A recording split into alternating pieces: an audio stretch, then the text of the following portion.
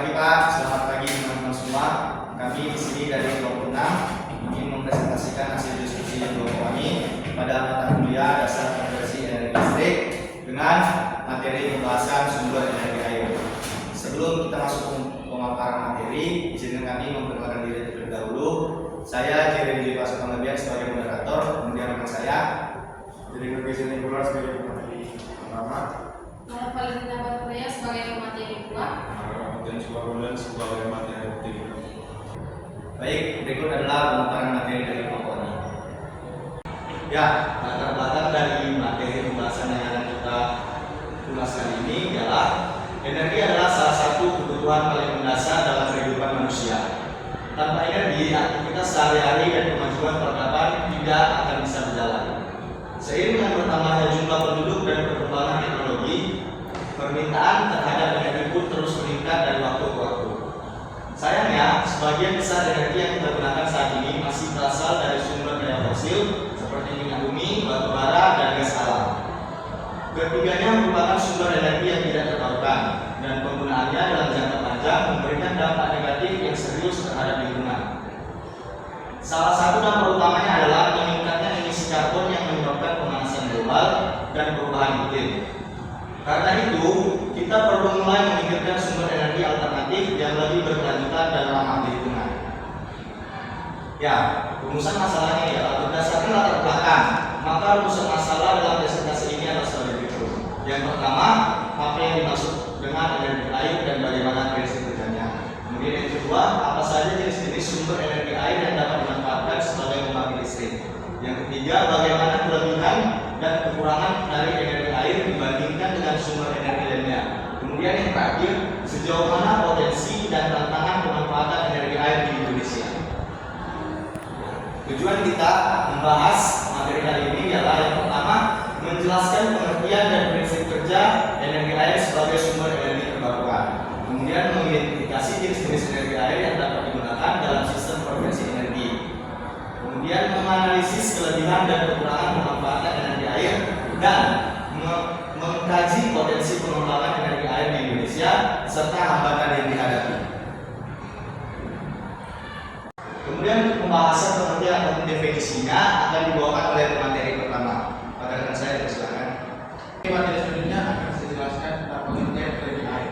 Energi air atau yang dikenal dengan istilah hidropower adalah energi yang dihasilkan dari pergerakan atau aliran air.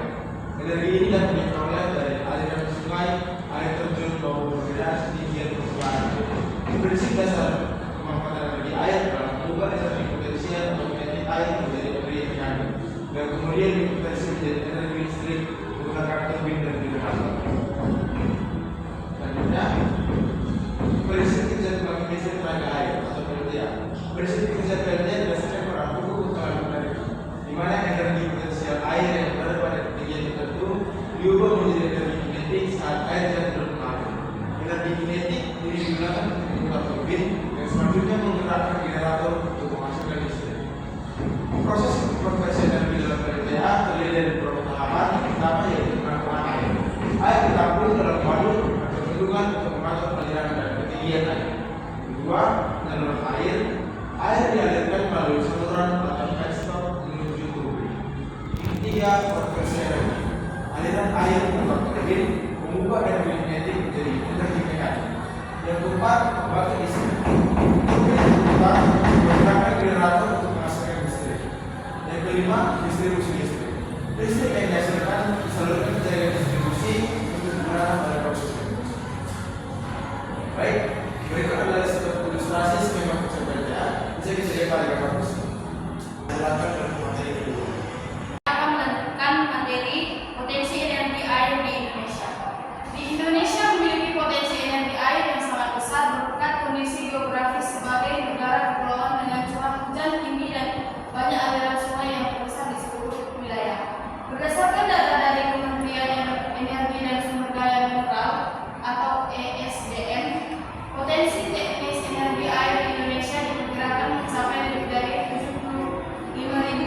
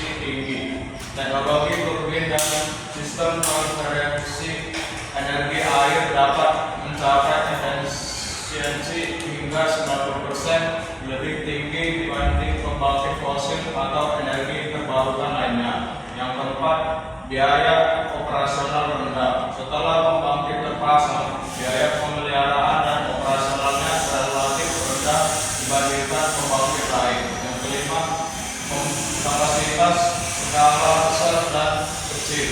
Energi air fleksibel untuk berbagai skala, mulai dari proyek besar nasional hingga pembangkit mikro di desa terpencil. Yang keenam, berfungsi ganda waduk pada PLTA sering kali juga dimanfaatkan untuk irigasi, pengendalian banjir, perikanan hingga pariwisata. Selanjutnya, pengembangan energi air. Yang pertama, biaya investasi awal tinggi. Pembangunan infrastruktur seperti bendungan, turbin, dan saluran air membutuhkan biaya besar dan waktu pemeliharaan yang lama. Yang kedua, dampak lingkungan dan sosial. Pembangunan PLTA berskala besar dapat menyebabkan perubahan ekosistem sungai, migrasi ikan terganggu, serta pemindahan penduduk.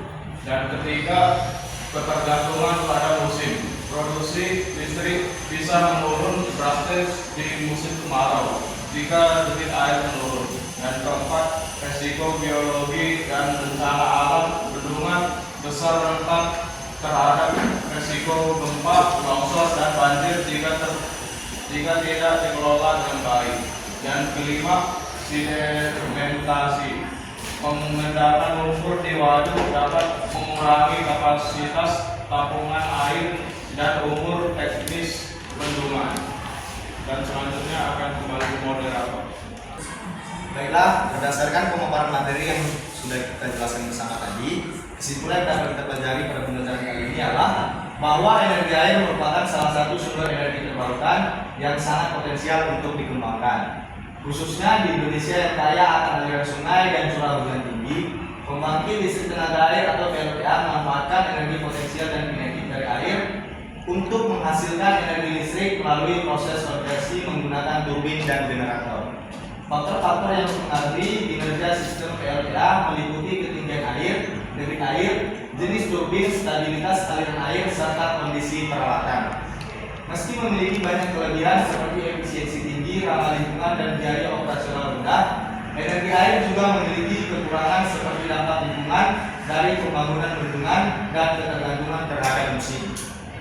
Dengan pengelolaan yang baik dan teknologi yang tepat, energi air dapat menjadi solusi penting dalam mendukung transisi energi menuju sistem energi yang lebih bersih, terjangkau, dan berkelanjutan.